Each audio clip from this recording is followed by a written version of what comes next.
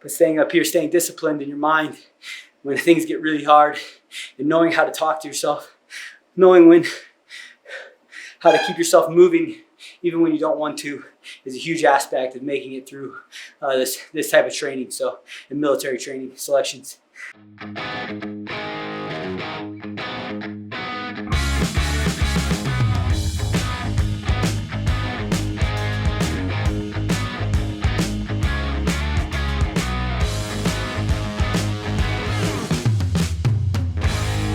Here we go. How I trained and prepared for my time in the military. This is the program that is going to, you don't have to hope your way through it. We're gonna fucking get you through it.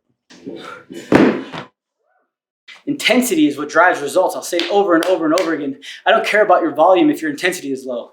I want intensity. That is what drives results every time. And yes, you will have to do volume at some point too with intensity. So, but moving through everything slow and is just not the right route to go for a selection training. So that was really fun. Now we'll move into our accessory pieces. We'll do a quick 4x10 back squat, probably like a 60%, 65% percentage. And then we'll do some push-ups and some pull-ups. And that would be the day right there. I'm gonna start and I'm gonna actually go up in weight every single set. So it's a 4x10. So we're gonna do 4x10. My first set is gonna be at 275. I'm gonna go up from there. Each set will be a working set. This will be my first working set, and I'll go up in weight every single set. You can do that, or sometimes you can just pick a working weight and stick with it too. So lots of different ways to do this. But after that workout, this one, I wanna keep my, start my working sets a little lower.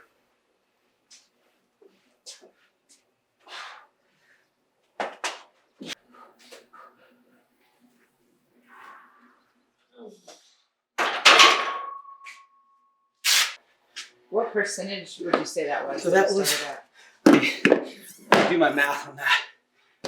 I think that was around like 65. 62%. First one, 62.5. So then I'm gonna go up to 305 for my second set. So that'll be 69%. So, and I think the next jump will be 315, which will be 71.5. And we'll see if I go to 325 after that, which will be 74%. That's where my head goes, is 275, 305, 315, maybe 325. If 315 feels good. If 315 feels good, we'll go to 325. Weight's not as important. Now we just want to be a little bit higher percentage, over 50%, 60%, doing sets of 10s, right? Like getting those legs, I call it power endurance, right? So you're getting power, but you got to be able to move that higher percentage for a good amount of volume. And that's the key for military training. 1 rep max isn't so important, I don't think. It's more so like, can you move a higher percentage for for higher reps? The reason why we squat, some people might not think it's necessary for this type of training, but again, our legs are going to start breaking down on us. The stronger that your legs are, the stronger your mind will be. Every time, I'll say it over and over again. I'll say it till I'm blue in the face, because I truly believe it with all my heart. So many people quit because their legs weren't prepared for the tasks at hand. And then when their legs went, their mind went, and then they went and rang the bell and quit. I believe very much that one of the only reasons I got through it was because I had my legs so strong and so ready. Not only for running, swimming, and just being on them all day, but they were strong. I did so many lunges, I did so many squats, I did so many split squats, I did so many deadlifts, to where I had load on my legs. I did so many sandbag carries like that, where I would just go for a mile, and every time I dropped it, I had to do push-ups, things like that. To where I knew that I could carry load for long periods of time, and it paid off dearly. There was so many times in training where I had to carry buddies, I had to carry packs, I had to carry gear, chainsaws, quickie saws, sledgehammers, including your own kit. So extra kit on top of your stuff. And so I attribute so much to it, how I prepared for it with getting my legs strong and ready.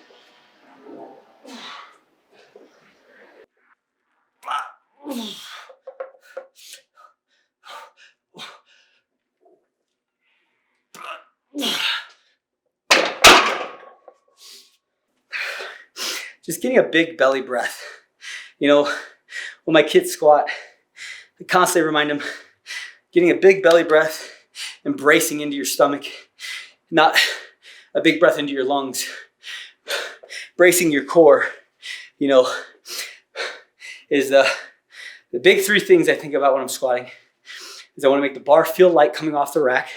So what I do is I get the bar to the right position on my traps. Right, I do more of a high bar squat. If you want to do low bar, that's fine. Doesn't matter. I like high bar, it's just personal preference. Once it feels like it's on my traps in a good spot, I get a big belly breath, and then I press to the floor, and I make that weight feel light coming off the rack. And as I step back, right, staying braced, now I'm thinking about taking my feet and imagining I'm ripping the floor apart with my feet. So my feet are pulling. If my hands are my feet, I'm almost like externally rotating, right? So I'm driving my feet into the floor and down and in, and like there's a piece of paper, I'm trying to rip the piece of paper apart with my feet, right? And then I'm trying to keep that weight right in the center of my mass, right? So if you're looking at me sideways, that barbell should never deviate from right down the center line. You draw a line right down the middle of me, right? So if it gets forward at all, right, it's going to press you under your toes. You're going to be weaker. If it pulls you back, right, same thing. You're going to be in a weaker position. So trying to keep that bar in that perfect position right down the center line. And if I think about those three things, normally my squat feels a lot better. Do you find that you always squat at the same cadence? No, I think that just depends. I like to move faster because then I'm done faster. But it's not always the same. I want to drive out of the hole. If I can come out of the hole quick, obviously that feels better. That's actually sometimes what I'll do pause squats, because then you have to sit in the hole for a second and drive out, and you can't use that stretch reflex at the bottom. But if I can find that bounce out of the bottom and then drive up, I tend to feel a lot stronger. If it's, the moment I get too slow, the weight just tends to feel a lot heavier than it should. Like I think I've said this before, is I heard once, try to break the weights. And, how I think about that is just move so fucking fast that, you're trying to make the weights not do their job, which is go to the ground or pull you out of position. And so, move very fast. And I try to come out of, a controlled descent, drive fast. Controlled descent, drive fast, right? But not so fast that I can't maintain position.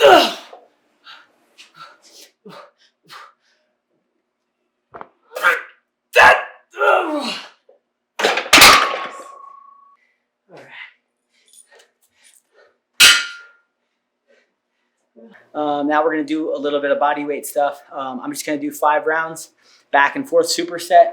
You can do this for time if you want, not 100% necessary, but I'm going to do 20 diamond push-ups. I like diamond push-ups. They really hit your triceps a little more than the chest. And when you go back to regular push-ups, it makes regular push-ups feel that much easier. So 5 rounds, 20 diamond push-ups, and then 10 pull-ups, 5 rounds. Kind of for time, not really, kind of just moving back and forth as fast as possible, taking minimum rest. But if you do need to rest, take rest. Just kind of getting some volume in, right? So that's 100 push-ups and 50 pull-ups, strength pull-ups. So it's a good little ending piece, right? Just to get some extra reps in. When I was really training for this, I did 5 sets of max push-ups every day, randomly throughout the day. That was like my go-to thing. And anytime I walk past the pull-up bar, I did pull-ups. I do like a couple sets of pull-ups. So that's something, when you're training for this stuff, right? Push-ups can be especially for that PST and getting in, you're gonna do a lot of push-ups. Anytime I was watching TV during commercial breaks, I'd do as many sets of push-ups as I could. Before I would get into the shower, I would do a max set of push-ups, and I was getting up to like where I could get about 200 unbroken. And so, you know, just adding those little reps in daily over and over again is a good thing, right? Just kind of sneaking in little workouts when you could, because when you go to buds, when you go to these selections, you get put in the push-up position so many times. I mean, there was one time where we were in the lean and rest or push-up position, the plank position, for over 2 hours straight. And so it was, you know, for a lot of guys, they just weren't ready for it. They weren't doing that much volume going in. And so for me, it was like, this is great. This is easy. I like this. This is what I'm normally doing every day anyways.